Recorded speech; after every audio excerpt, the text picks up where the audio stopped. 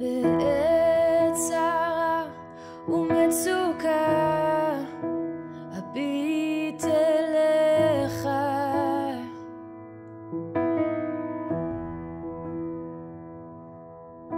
בעת צרה ומצוקה אקרא.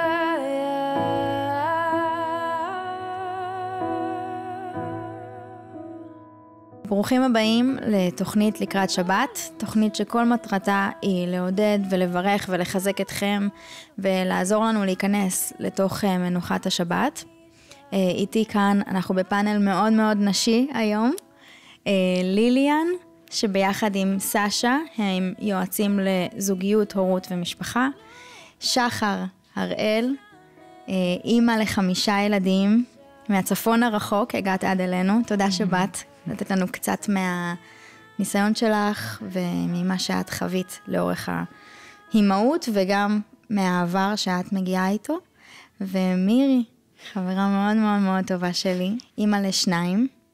אז תודה שאתם כאן, ואנחנו עכשיו נעבור לקטע מוזיקלי ונחזור.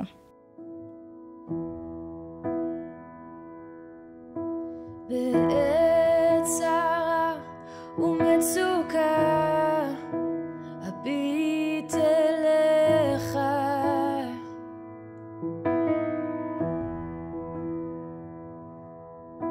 בעת צרה ומצוקה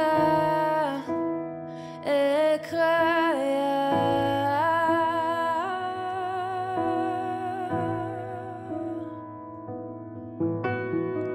לא משנה מה יקרה, לא אתה לא תשתנה, אתה נשאר נאמן לי. לא משנה מה יקרה, לא אתה לא תשתנה, אתה נשאר נאמן לי, אתה נאמן.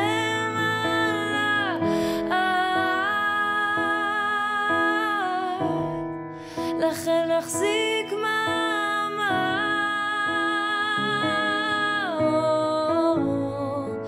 אתה נאמן לעד, לכן נחזיק מעמד.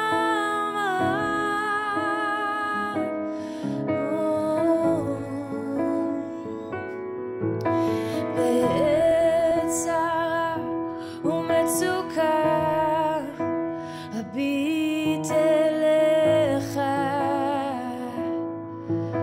חנני וענני בעת צרה ומצוקה אקרא.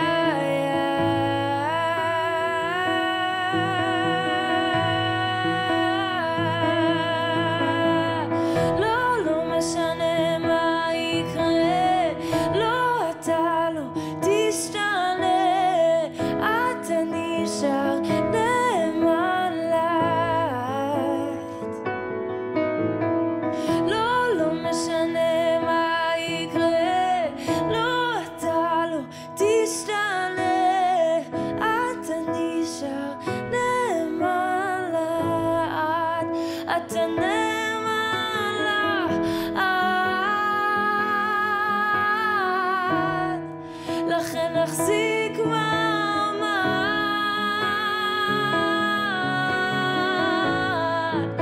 אתה נאמן לעד,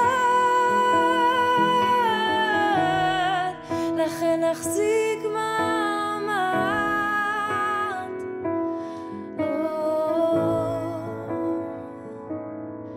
גם בגשם ובסערה, כשהבור מרגיש עמוק מדי, כשרצתי ונפלתי אזכור ואביט אליך. גם בגשם ובסערה, כשהבור מרגיש עמוק מדי, כשרצתי ונפלתי אזכור ואושיט אליך, אושיט אליך.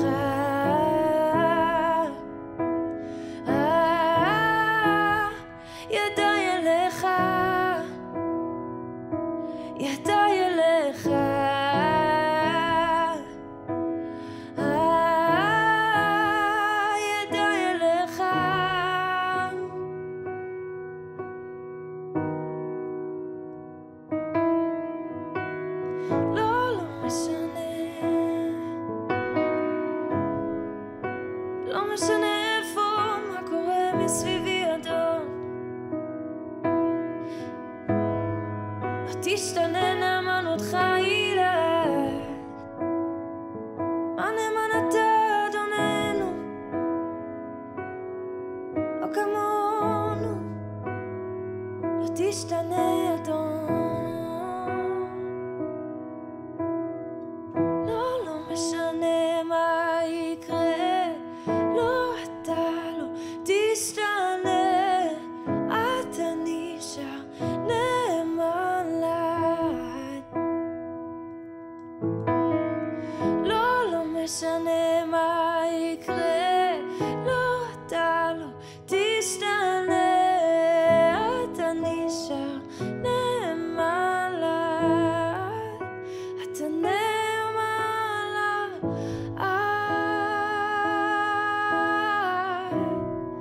לכן נחזיק מעמד,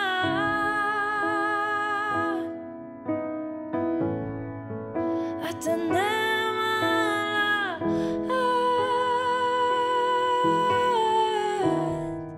לכן נחזיק מעמד.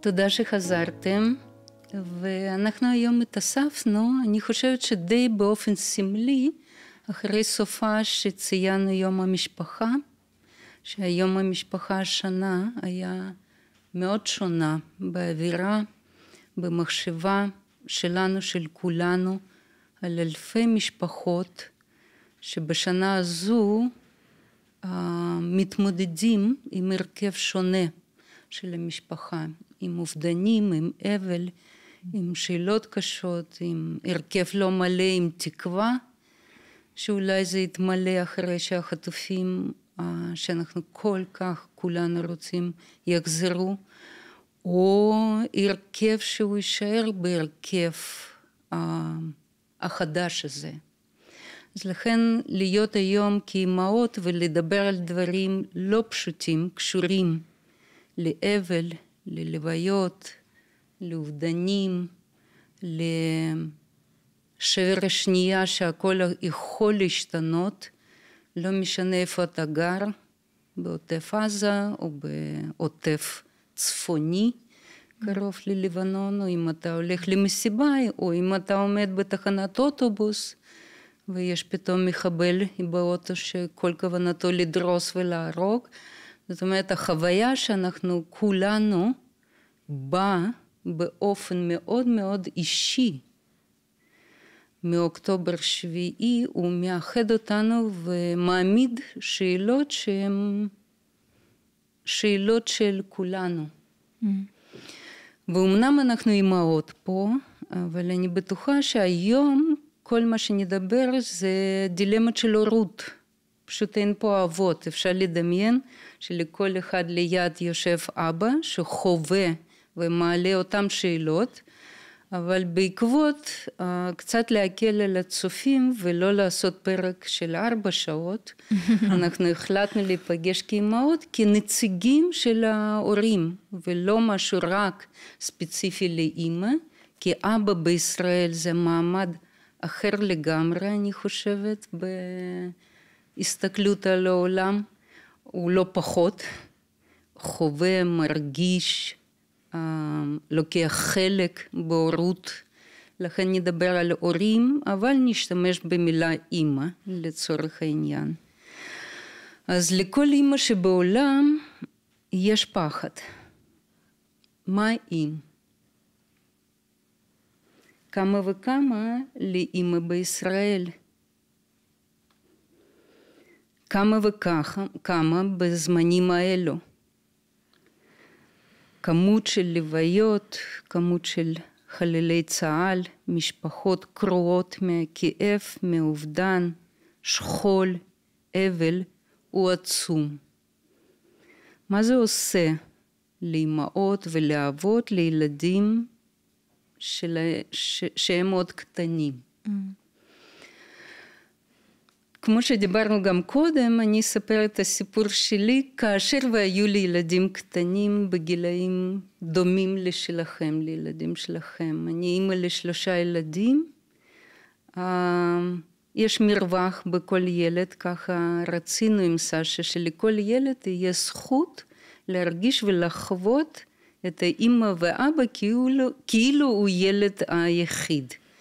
אז כמובן שלילד הבחור יונתן היו 4-5 שנים, שזה הייתה חוויה, שהוא הילד הבחור היחיד, כאשר הוא הלך לגן חובה נולד אריאל, שגם לא היו 4 או 5 שנים, מ7.5 עד 1.5, חוויה שהוא ילד היחיד במשפחה, וכאשר גם הוא עלה לגן חובה נולדה לנו ליאל.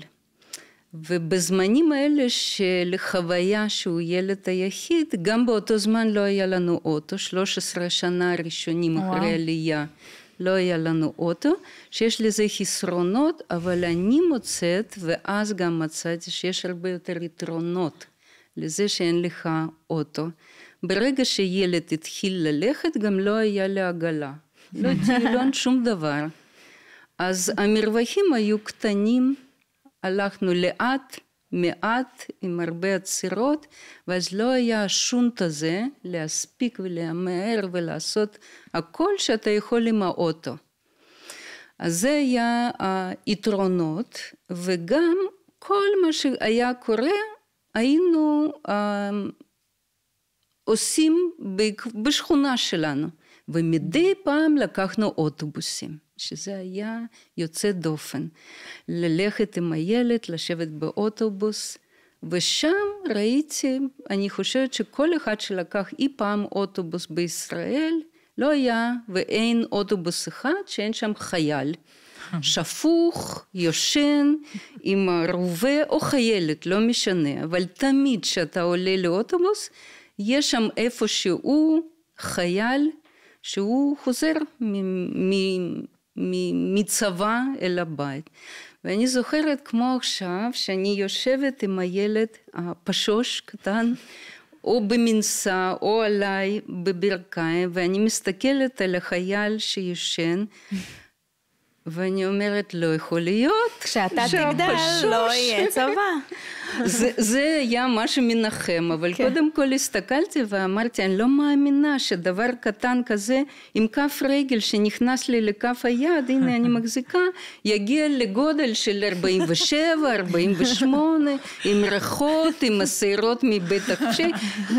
אין דבר, הוא יישאר כזה קטן, ואם כן זה יהיה נצח, בנצח הזה כבר לא יהיו מלחמות. נכון, זה משהו שכולנו מכירים, נראה לי, גדלנו על הסיפורים האלה, שכשאימא שלי נולדה, הסבתא אמרה, כשאת תהיי בצבא, כשאת תגדלי לא יהיה צבא, ואז כשאנחנו נולדנו, כשאת תגדלי לא יהיה צבא. אנחנו כבר, הילדים שלנו, אנחנו די כבר יודענו שיהיה צבא, כשהם יגדלו.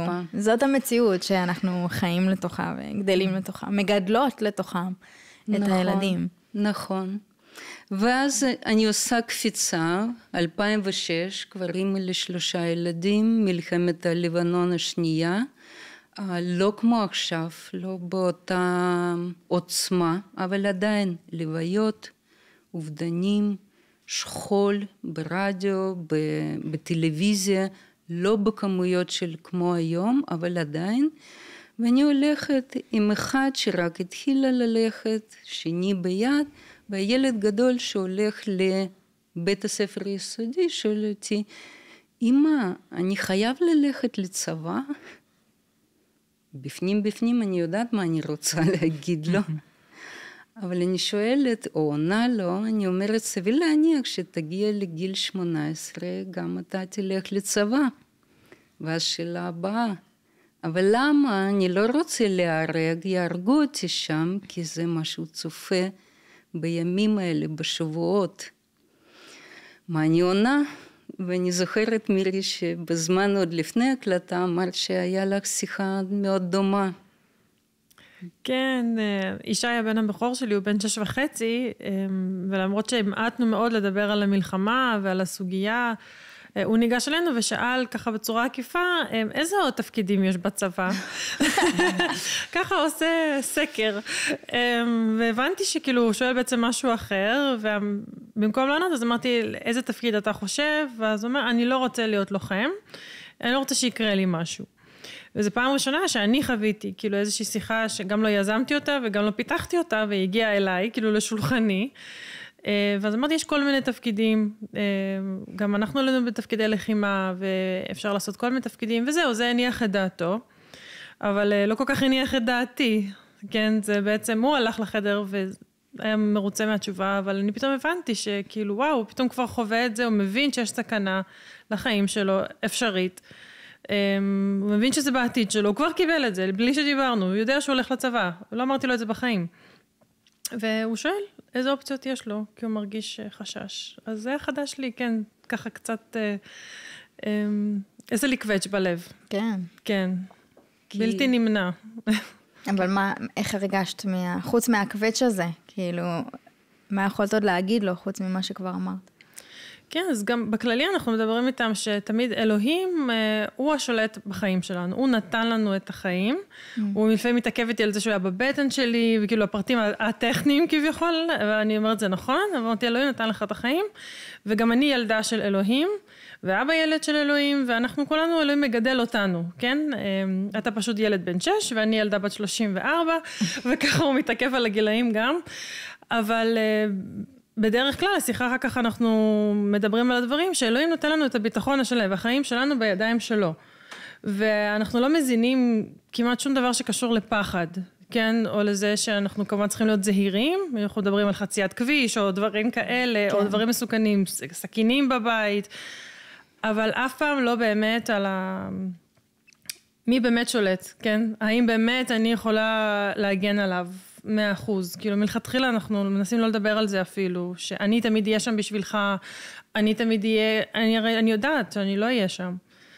אז איזושהי שיחה שלנו בבית שאנחנו מנסים קצת לשחרר, כי זה מרגיע אותי, כאימא. כאילו במקום לאפשר לי לחשוב על סיטואציות היפותטיות, שכאילו מה יקרה ואיך אני יגן על הילד שלי מפני מוות או סכנה, מראש כאילו אני מזמינה את אלוהים שפשוט ייתן לי את השלום שלו, ולהיזכר מי באמת האבא של הילד הזה, מי באמת שולט בחיים שלו. אז גם משם, אנחנו לא כל השיחה הארוכה הזאת, אבל במשפטים פשוטים מזכירים לו שיש מישהו אחד שהוא נותן החיים, ועליו אנחנו סומכים. ויש פה דילוג בשיחה. כן. זה מונולוג עם עצמך, ואולי שיחה עם רנדי. אבל בגדול, ישי, מה שהוא שאל, הוא שאל משהו אחר. כן. הבנת למה הוא שאל? כן. פירשת את הדברים, הנחת שהוא מפחד, וכנראה מפחד מהמוות, ואז כל המונולוג מכין אותך להמשך הזה. אם ונענה לו ברמה שעכשיו אמרת, זה לא היה מה שהוא שאל, כן? אז איך מפתחים שיחה שישי שואל רק שאלה, אמא, האם יש בצבא עוד תפקידים, או איזה תפקידים יש? איך להיות עם הילד, להבין מה עומד מאחורי זה, להבין מה קורה לי בפנים, איך לא להיכנס לרזוננס איתו עם הפחד, ואיך להיות באמת הכי אמיתי וטבעית, ולענות דרגה להגיע לשיחה יותר עמוקה. איך עושים את זה? כן, אז באותו מקרה היה לי פשוט, אבל אני בטוחה שיש אימהות שלא ככה היה להם פשוט, אז הוא שאל, אני עניתי שיש עוד תפקידים, מבחינתו זה היה אחלה תשובה, ואני נשארתי לבד במטבח עם המחשבות. אז כן. שזה משהו שאני שמה לב באימהות שלי, שאני חווה הרבה, לפעמים, כמובן לא בדידות, כי יש לי את הבן זוג, שאני יכולה לשתף איתו ולדבר, אבל הבדידות בתשובה.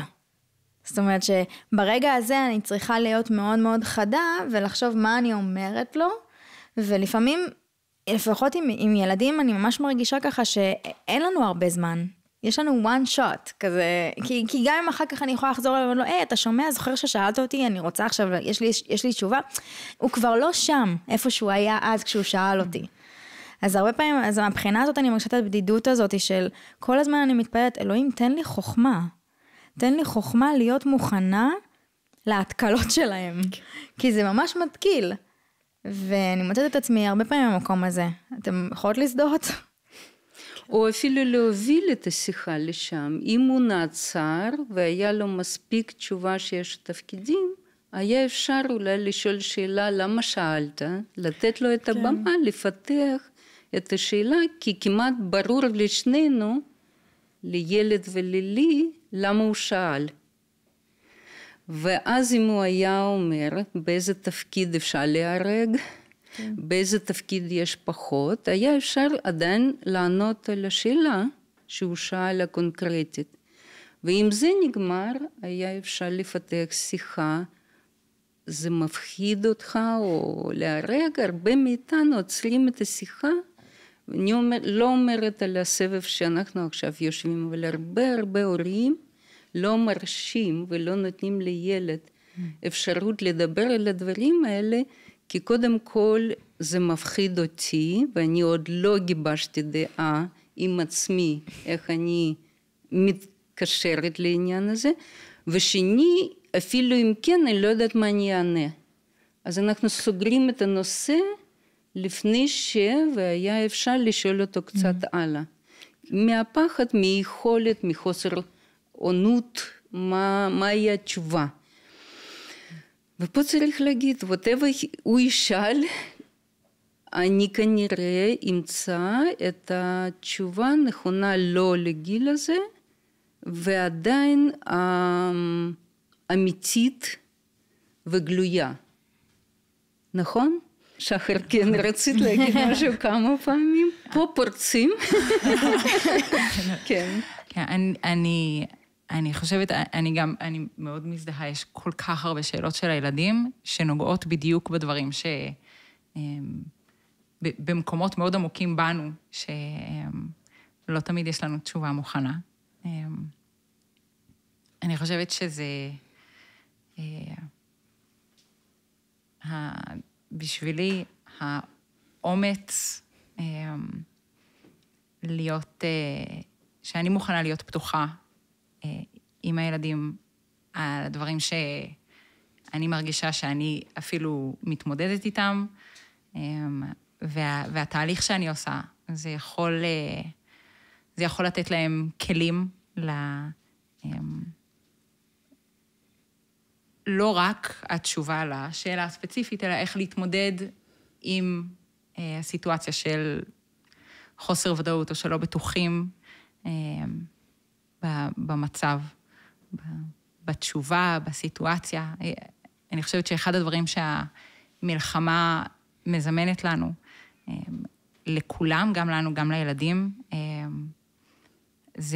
זה המון חוסר ודאות, המון חוסר ודאות. ואם לפני זה חשבנו, בשבילי נגיד, היה לי את התחושה, לא רק אוקיי, כשתהיה בן 18 תיכנס לצבא, שם המצב הוא כביכול פחות ידוע, ומה יכול לקרות. המלחמה בעצם חשפה את זה שאנחנו לא יודעים כמה זמן יש לנו עם הילדים שלנו, גם עכשיו.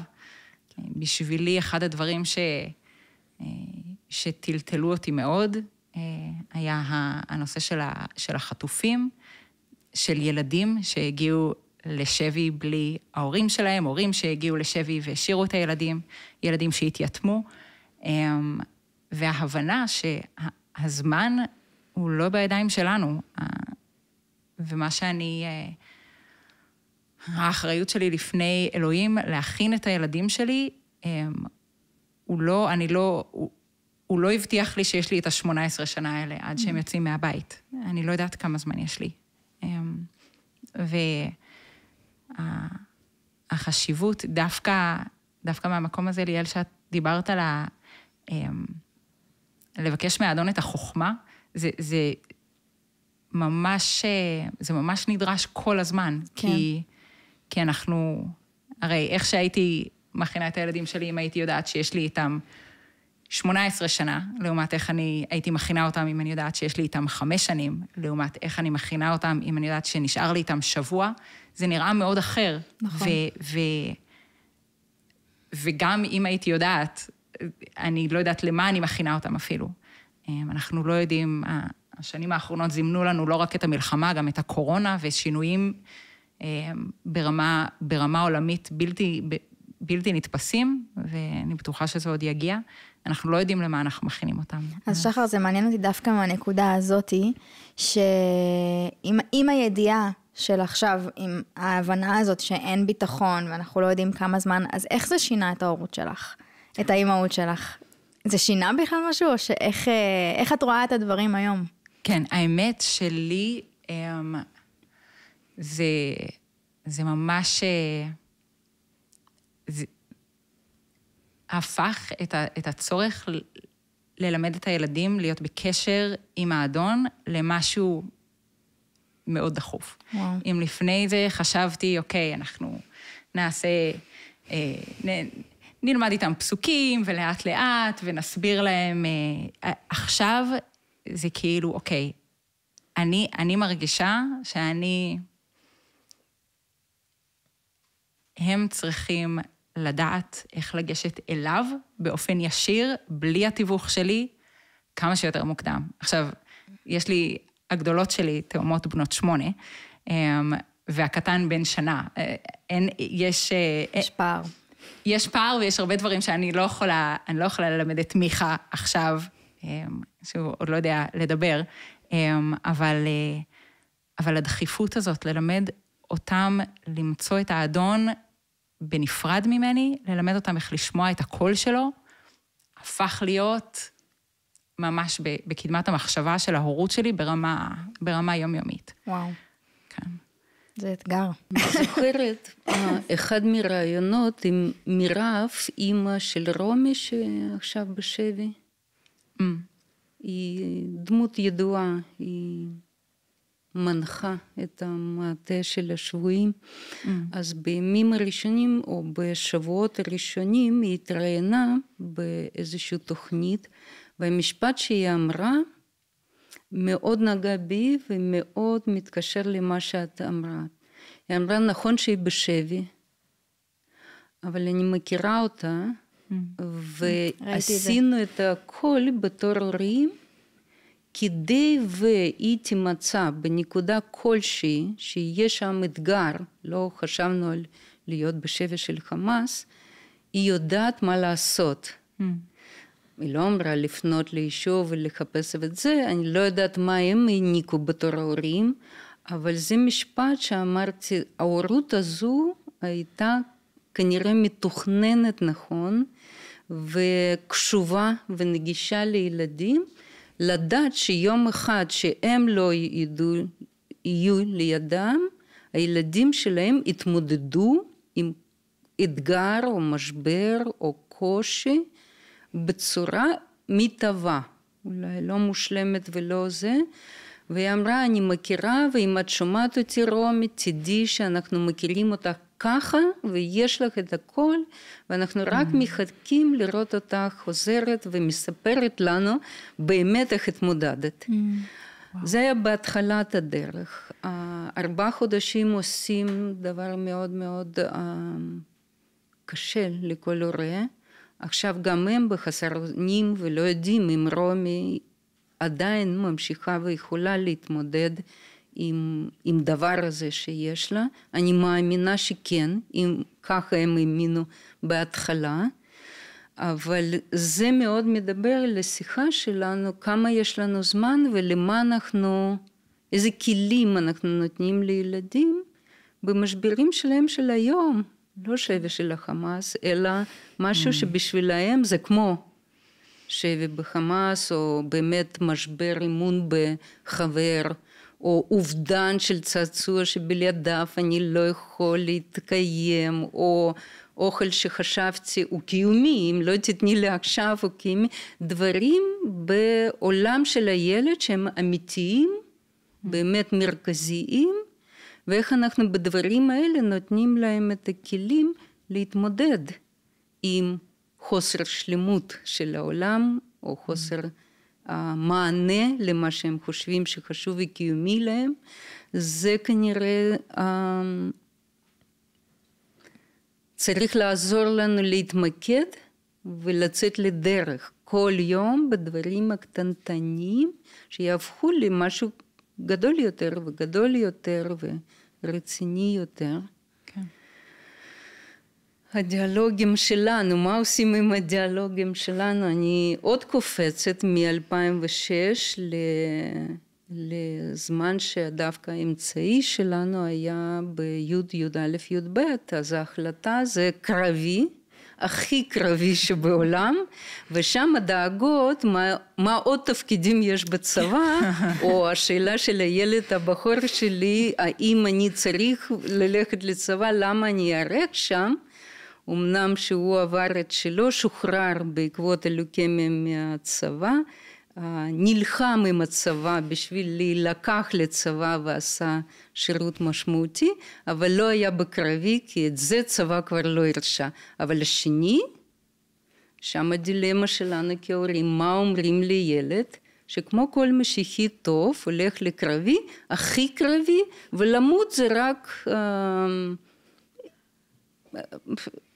זה נורמלי, למען המדינה, למען זה... איך שם לענות ולהתאבק עם הדיאלוג הפנימי של אמא ואבא, שרוצים את זה הכי פחות ממה שבעולם.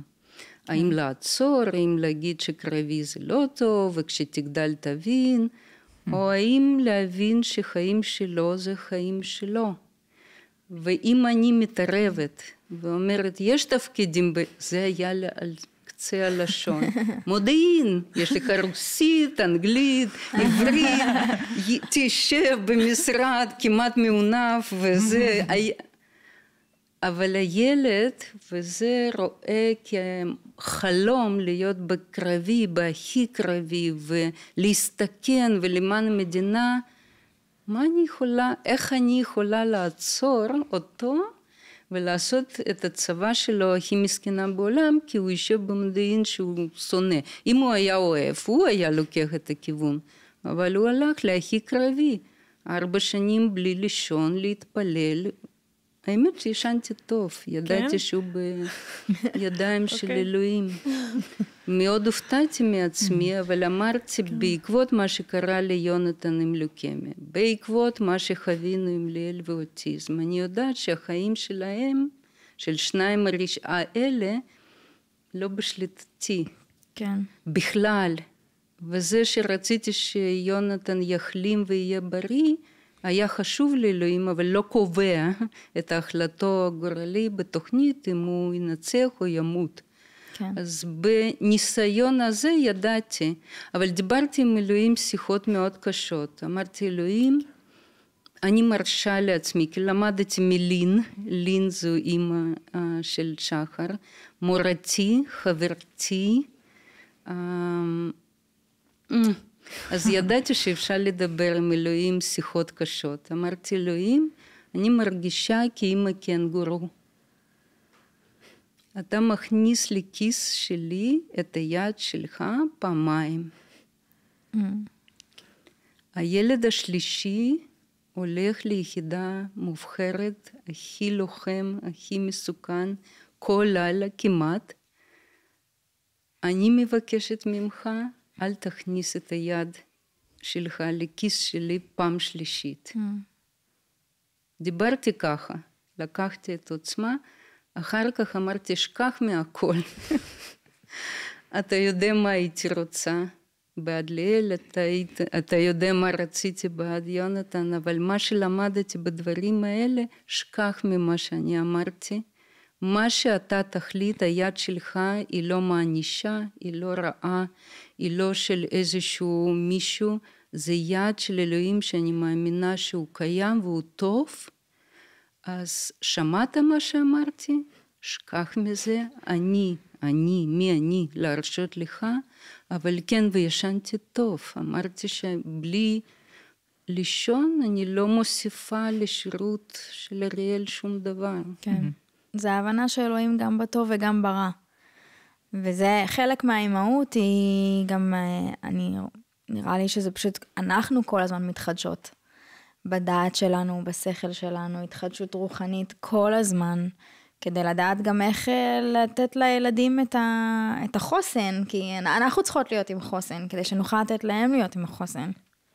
בדיוק מה שחשבתי, שזה בעצם זה סוג האמא שנראה לי גם אני רוצה להיות, כאילו היה לי רק פחות מ7 שנים בתוך התחום, אבל זה מה שאני גם רוצה להיות, כאילו אם כבר יש בי פחד וחרדה, לבוא ולשפוך את שיחי מול אלוהים, זה המקום לחרדות שלי.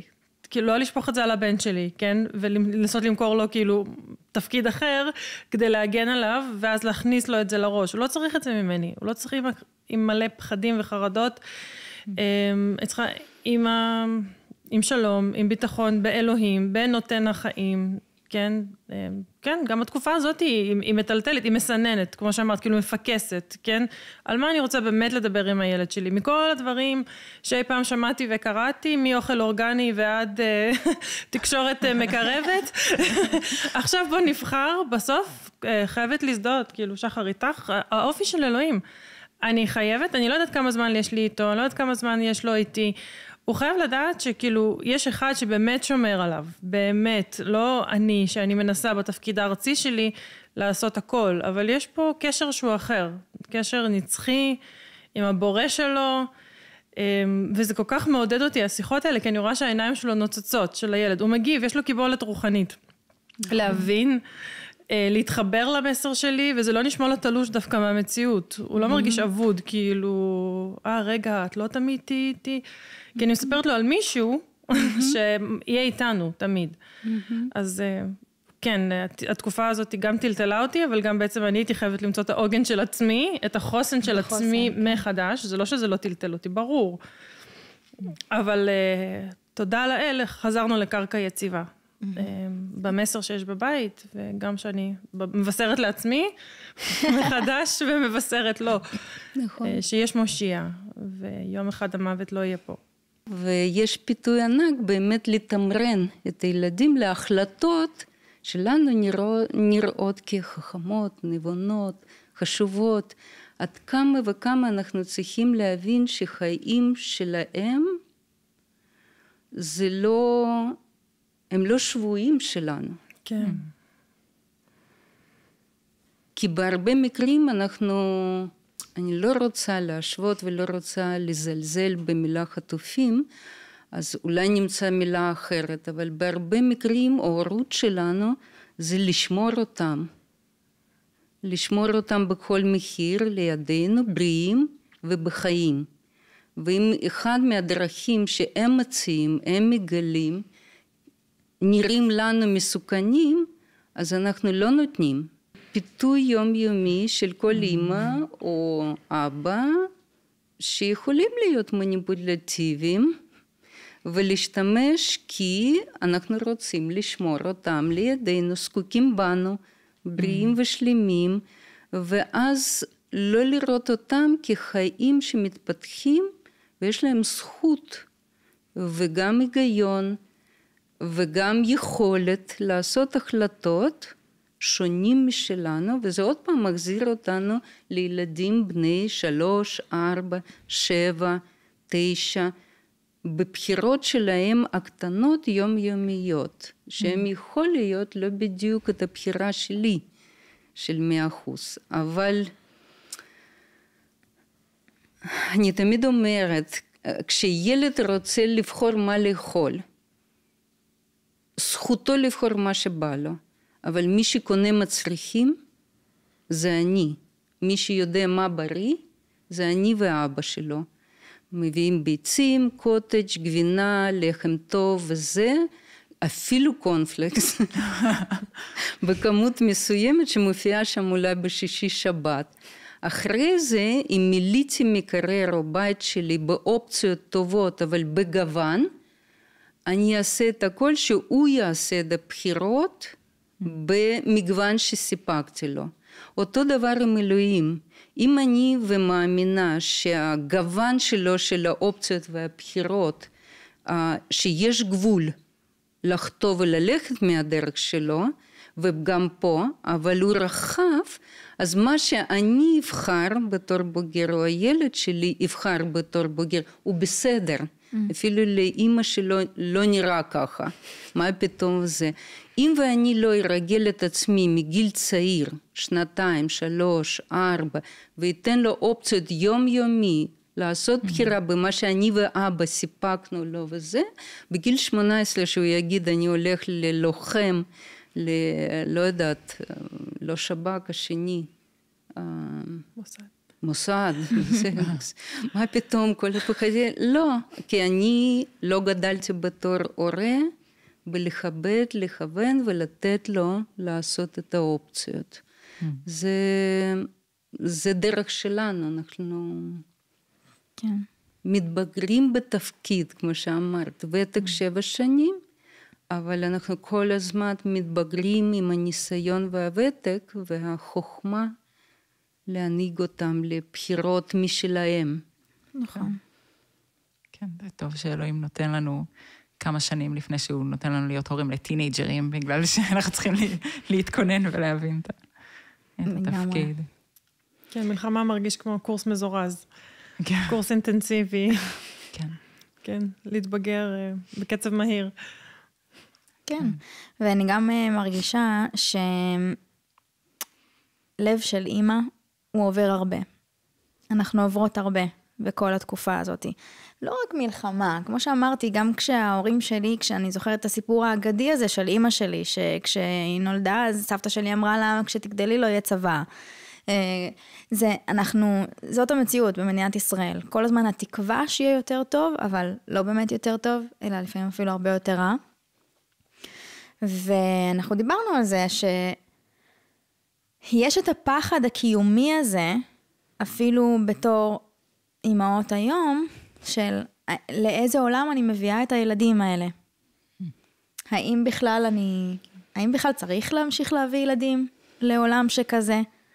בגלל המציאות הקיימת, ואז יש גם את הצד השני, שדווקא בגלל המציאות הקיימת, אני אביא עוד ילדים, שאם חלילה משהו קורה לאחד הילדים שלי, לפחות אני לא נשארת לבד, ויש לי עוד ילדים. אז כאילו מין טלטלה, הלב שלנו כל כך במקום רגיש, שכמובן אנחנו צריכים להישען על האדון, אבל זה מאוד מפחיד להיות במקום הזה. מעניין אותי מה אתן חושבות על זה. אתן מזדהות עם המחשבות האלה? אני רק אגיד בקצרה ששמעתי באמת גם את זה וגם את זה, הורים שאפילו עלו ארצה מתוך ציונות גדולה, והיו להם 4 בנים, והם אמרו, כן, אני מבין שיכול להיות שילדים יהרגו בצבא, איזושהי תודעת שכול מראש, זה כאילו משהו שאתה מחשב אותו כחלק מהחיים שלך, וכשדיברתי עם אנשים שדווקא לא גרים בישראל, זה פשוט נשמע להם חולני.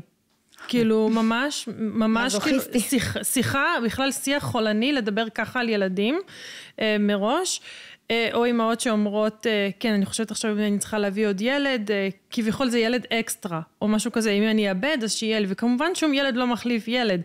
אז גם מישהו נורא התרגז לשמוע את זה, הייתי בשיחה, והוא אמר, איזה מין דבר נורא להגיד, אבל הוא לא הורה, ולא משנה, זה עדיין שיחה, שפשוט עולה, ומאוד מטלטלת את כל החדרים של הלב. כן. המשכיות, הישרדותיות, זה כאילו מעלה דברים מאוד עמוקים על הקיום שלך, ואפילו מין חשיבה שכולנו חלק ממנה, אבל מישהו אחר זה נשמע אפילו חולה. אבל כן. אנחנו זה... אבל זאת המציאות כן. פה, ובאמת שאין ילד אקסטרה, ואם חלילה משהו קורה לילד הזה, אני רוצה את הילד הזה. הילד האקסטרה הזה לא מחליף את הילד הזה. אז אני מרגישה שאנחנו פשוט במקום כל כך פגיע, כהורים. אנחנו, כמו שאמרת, אנחנו מייצגים גם את האבות פה, אני בטוחה שהבני זוג שלנו יסכימו, שכהורים, איך אנחנו מצליחים להכין את עצמנו. ועוד פעם, לא ניתן ציונים, אנחנו רק מעלים, אנחנו כן. לא נגיד שזה נכון או זה נכון או זה מה שאנשים בישראל מתמודדים, למי שצופה מבחול, זה המציאות שלנו. ברוכים הבאים. כן, בלי ציונים, בלי שיפוט, זה הנושאים שדנים עליהם. אני חושבת שזה מגיע ממקום של הרצון הזה, של החיבור לחיים. וזה משהו שהוא מאוד עמוק, אני חושבת שאולי אצל אימהות באופן ספציפי, זה מגיע מהעניין הזה שאנחנו נושאות את החיים בגוף שלנו, והאפשרות לשאת חיים ולהרגיש חיים בתוכנו, הוא מאוד מאוד חזק, וזה סוג של דרך להילחם במוות, כשכל מה שאנחנו רואים סביבנו זה העולם הזה. אני חושבת שאנחנו, יש לנו את הזכות העצומה להיות מחוברים לחיים בצורה עמוקה יותר, דרך האדון, דרך הנצח, שהדבר הזה הוא לא... ינצח אותנו. כן, כן. שזה לא... הדרך היחידה שלנו להילחם במוות זה להביא עוד ילדים. ובתור לא הצגנו, לא סיפרנו עלייך למי שלא מכיר אותך, את האחות השכולה. כן. באיזה גיל איבדת את זוהר? אז אני, כשהייתי בת 9, זה היה, האמת, יומיים לפני יום הולדת 9, שאח שלי זוהר נהרג, יש לי 2 אחים צעירים יותר, הם היו בני 6 ו3. הוא נהרג במלחמת לבנון הראשונה, לפני 30 שנה, לפני המון זמן. וכן, האם זה איכשהו השפיע על המחשבות אני סתם מתייחסת למה שזרקנו פה על השולחן, על כמה ילדים להביא, האם צריך עוד ספר אולי, האם זה היה בכלל ברדאר המחשבות, או אם לא, איך זה השפיע להורות את הניסיון, שזה לא, כמו שאמרתי, מה אם, לכל אמא שבעולם יש פחד, מה אם ויקרה, את מהמשפחה, שזה קרה שמה אם באון תיאורטי, קרה במציאות, אז איך... אם תוכלי לשתף אותנו. להסביר חוויה של שכול זה מורכב,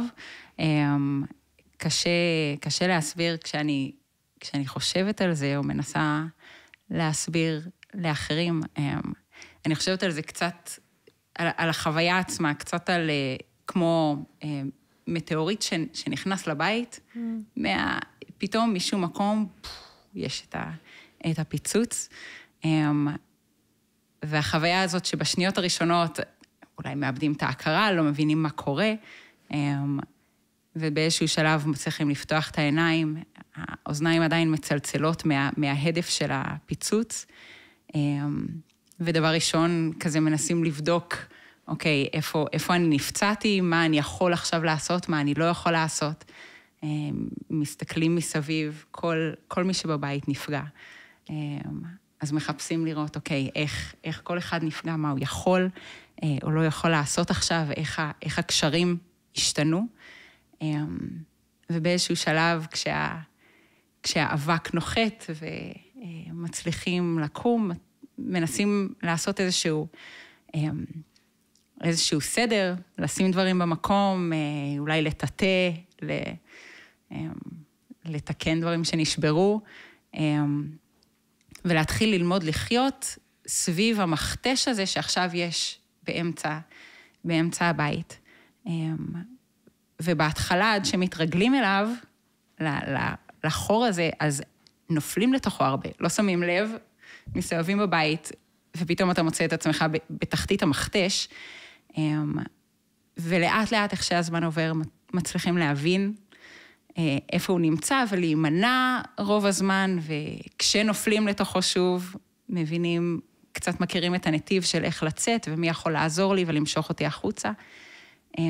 מה זה אומר ליפול למכתש? כאילו, זו תחושה של געגועים? געגועים זה לא, געגועים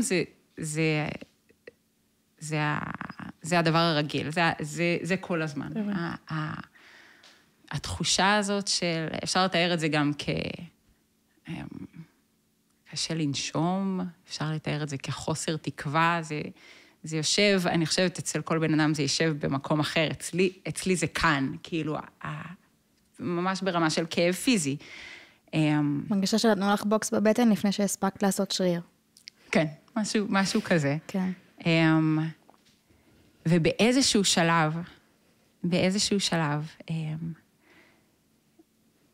אפשר להגיע למקום שבו מרימים את הראש למעלה, ורואים שהמטאורית שיצר את המכתש, גם עשה חור בגג, ומשם נכנס אור אל הבית בצורה שונה. ואם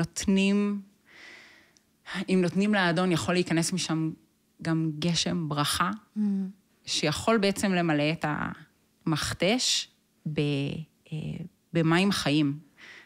לא משהו שאנחנו מתכננים שיהיה בבית שלנו, לא משהו שאנחנו גם יכולים לעשות בצורה מלאכותית, אבל משהו שהאדון עושה שבסופו של דבר יכול להביא גם חיים. אני חושבת שבמובן הזה, הרעיון שהילדים שלי ילכו לצבא, ושהם יכולים להיהרג בצבא, זה היה נקודת ההתחלה. זה תמיד נוכח, הידיעה שאלוהים יכול להביא לתוך החיים שלי כאב שהוא מעבר למה שאני מסוגלת לשאת. זאת לא ידיעה אינטלקטואלית, זאת ידיעה שיושבת בבטן. שחווית. כן, שאני יכולה לזהות אותה אפילו פיזית, איפה, בהרגשה. וזה אותו, זה בעצם אותו הפחד שיש לכל הורה. אני חושבת שזה הפחד שבאופן טבעי נכנס עם כל התרחבות של הלב, לכלול עוד בן אדם, או התרחבות של האחריות שלנו, לכלול עוד משהו שאנחנו אחראים עליו, ועוד מישהו שאנחנו אוהבים, זה תמיד מלווה בפחד, ומהאפשרות שאנחנו לא נוכל לשמור עליו, אנחנו לא חזקים מספיק. יש הסיפור שאינו נגמר, יש את הסצנה הזאת, אני לא יודעת אם ראיתם, של האיש אבן, שמנסה להחזיק ולהציל את האנשים הקטנים מהסופה, ואומר, הידיים שלי פשוט לא היו מספיק חזקות. וההבנה הזאת התמידית, שאני לא מספיק, אני לא יכולה להגן על הילדים שלי, אני לא יכולה. ולכוון אותם למי שכן יכול להגן עליהם,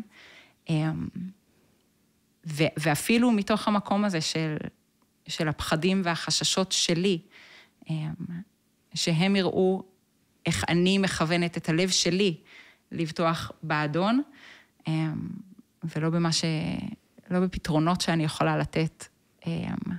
אז שחר, מתוך זה שאת אומרת, חוויתי את זה, אני מכירה את התחושה. Been there, done that. איך הגעת למצב, ואיך את יכולה, מה גורם לך כרגע להביא 5 ילדים, והיד עוד נטויה, אבל... ועוד להישאר בארץ. ועוד להישאר בארץ, וגם לגור בגבול הצפוני, איפה שמאוד מאוד צוסס עכשיו. זאת אומרת, מה מחזיק אותך?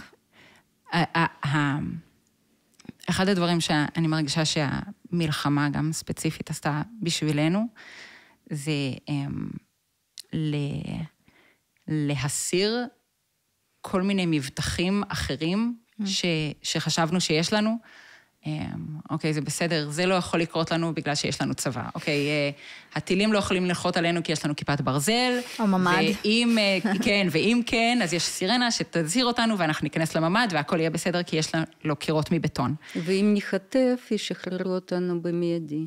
כן, כן. החטיפה בכלל נראה לי לא היה במחשבות. וההבנה הזאת של האחריות שלי זה לדאוג לביטחון של הילדים שלי, לא בזה שלא יקרה להם שום דבר, לא בזה שהם יישארו שמחים והכל תמיד ילך להם טוב, ולא תהיה להם שום התמודדות, אלא זה שאני מכוונת אותם למבטח היחיד שהוא יציב נקודה. אז זה שאנחנו באמת, אנחנו גרים על גבול הצפון, כשהתחילה המלחמה אנחנו עזבנו, לקחתי את כל הילדים, הכנסתי אותם לאוטו ונסעתי להורים שלי, שגרים רחוק יותר.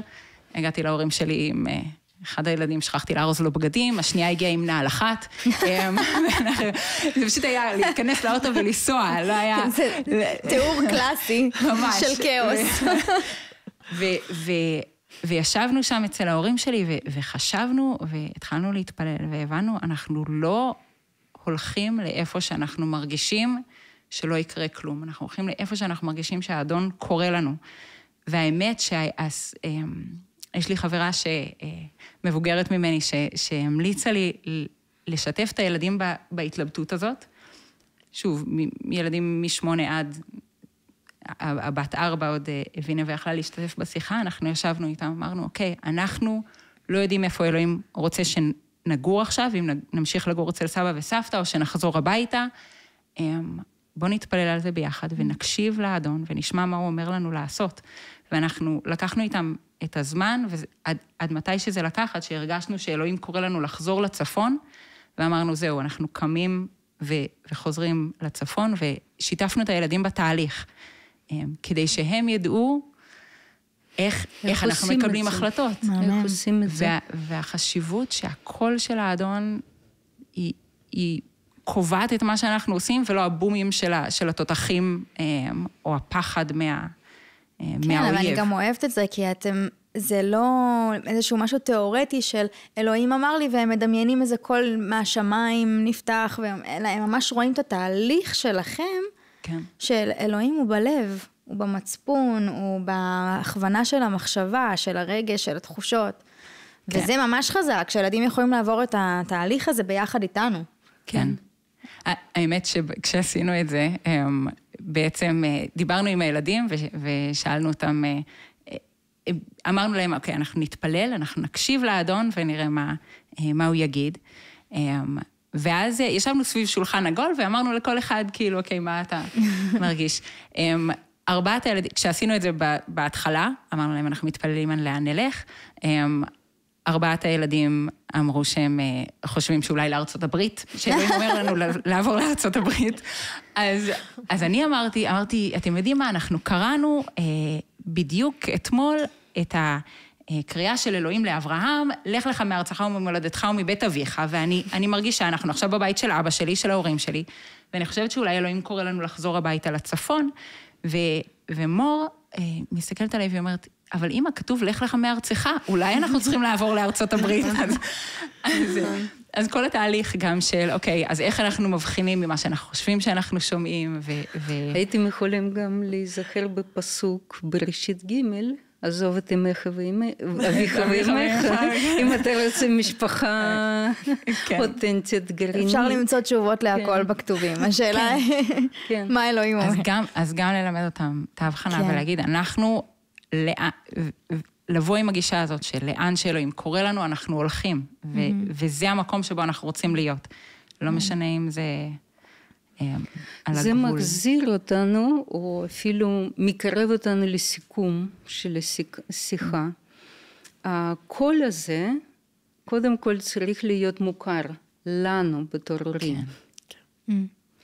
עד כדי כך מוכר, שיכולים לזהות אותו ולזהות ולתאר אותו כקול של מישהו שאוהב אותך, שלטובתך, לצדך, ואז מה שאמרת הוא יכול להיות משפט מאוד של key sentence. מפתח, משפט מפתח. שההורות, הכיוון של ההורות שלנו הוא לא בלמצוא את המקום והדרך להגן על הילדים שלנו, שלא יקרה להם שום דבר, כי את זה מובן לנו, לכל המדינה, שלא משנה מה, המצב הוא שברירי, בתוך שנייה, זה יכול להשתנות, ואז לכן אין מקום פיזי, מוגן, איפה שהם יישארו שלמים, בריאים,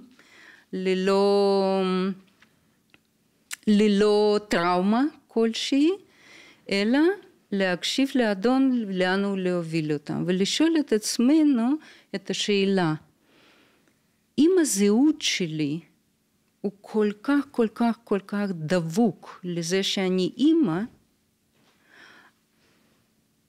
אז זה לחיות בפחד, בחרדה, וברצון לשלוט בכל כוח, ובכל מה שאני יכולה, כדי למצוא את המקום, שאני אשאר אני אימא בישוע. אם יש משהו אני וישוע ופלוס, זה בעיה. כל פלוס ותוסיפו לשם הילד בריא שלם מוגן, או בריאות שלי, אני ישוע ובריאות, נראות, מעמד, הזוגיות, אני ישוע וסשה, רק ככה. עם שלמות, ביטחון ויציבות של העולם שלי, זה אני בישוע פלוס משהו, אני בבעיה רצינית. כי כל שנייה, ולא בגלל שאלוהים ירצה לעשות לנו משהו בדווקא ולהראות קצת יותר מדי לך בריאות. בוא ניקח ממך את זה ואת זה נראה לא אופי שלו. או בוא ניקח ממך בן זוג, טוב לך, נעים לך, comfort zone, זה גם לא האופי שלו. בוא ניקח ממך את הילד, נראה איך אתה תגיב. זה לא האופי שלו, אבל העולם שאנחנו מביאים לשם ילדים ברצוננו, לא מטמטום או מזה כי רצינו, כי זה ציווי של אלוהים, ושמענו את כולו והבאנו את הילדים, אבל אם כל זה נבנה על זה שהוא חייב לנו משהו, או שהוא לא הביא לנו ילד, יש הרבה זוגות שהוא לא הביא לנו בריאות, מישהו נולד נכה, נהיה נכה, אין לו ילד, אם הביטחון והציון שלי לאלוהים הוא תלוי במה נתת לי, או מה לקחת לי ובאיזה זכות. אני כל הזמן בערעור, אני כל הזמן בחרדה, אני כל הזמן ברצון לשלוט. בדיוק. לעשות את הכל שלא תיקח, אז אני אוכל בריא, אני ארוץ, אני אעשה הכל בשביל המעמד או תפקיד או תדמית או זה, אני אביא את הילדים, אני אשמור אותם, אני לא... משהו בעולם הזה שהוא רחוק משלמות יקרה ושם אני אהיה בבעיה. כן. כי אלה דברים שמשתנים כל הזמן. אז השאלה שמחזירה, שאני מחזירה לעצמי כל יום, לא בשביל להתרגל מחשבתי לחיות בלי בעל, בלי ילד, בלי... אי אפשר.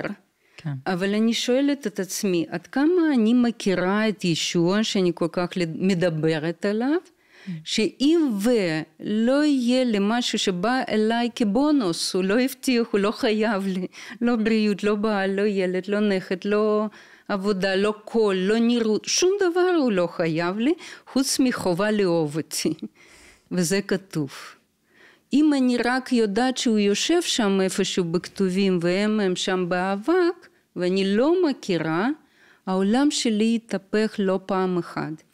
ואני אהיה עם הפיסט, ואני זה, ואני אגיד, איך זה? נתת לי הריון והוא נגמר ב8 חודשים. איך יכולת? למה נתת לי?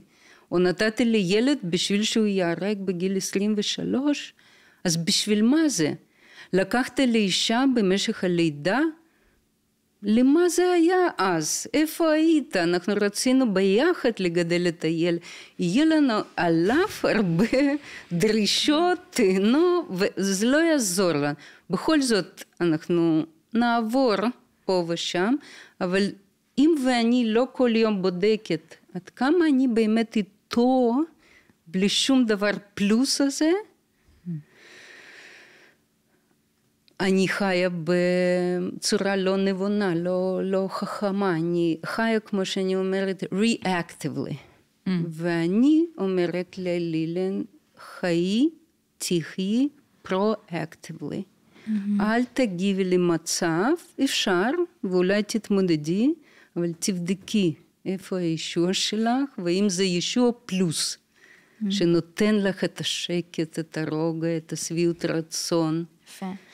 וגם אפשר, צריך, לא אפשר לזכור, פסוק שכולנו מכירים, ואולי באמת נוכל לסכם עם זה, מירמיה, כי אנוכי ידעתי את המחשבות אשר אנוכי חושב עליכם, נאום אדוני, מחשבות שלום ולא לרעה, לתת לכם אחרית ותקווה. וקראתם אותי, והלכתם והתפללתם אליי ושמעתי אליכם. וביקשתם אותי ומצאתם כי תדרשוני בכל לבבכם. וזה בדיוק מה שאת גם מתארת עכשיו, שאיפה אנחנו מול האדון, והאם אנחנו מוכנים לכל המחשבות אשר הוא חושב עלינו. והאם אנחנו בוטחים בזה שהמחשבות שלו הן לשלום ולא לרעה, לתת לנו אחרית ותקווה, ואני חושבת שזה מין שריר שאנחנו צריכות לפתח, ולהתאמן עליו ולעבוד עליו לאורך כל החיים שלנו, והאימהות פשוט מעצימה את השריר הזה, את הצורך. אז כן, תודה רבה. תודה ליליאן. תודה, בנות, ממש חשוב לדבר על הדברים האלה שהם בעצם צפים לנו כל הזמן במעגלים הפרטיים שלנו, בשיחות אחת עם השנייה, אז תודה שנתתם קצת מהעולם שלכם ומהלב שלכם, ואנחנו גם מקווים שלכם בבית, מי שצפה, האזין, זה היה לברכה, ושיהיה לנו שבת שלום. שבת שלום. שבת שלום. לא משנה מה יקרה, לא אתה לא תשתנה, אתה נשאר נאמן לי. לא משנה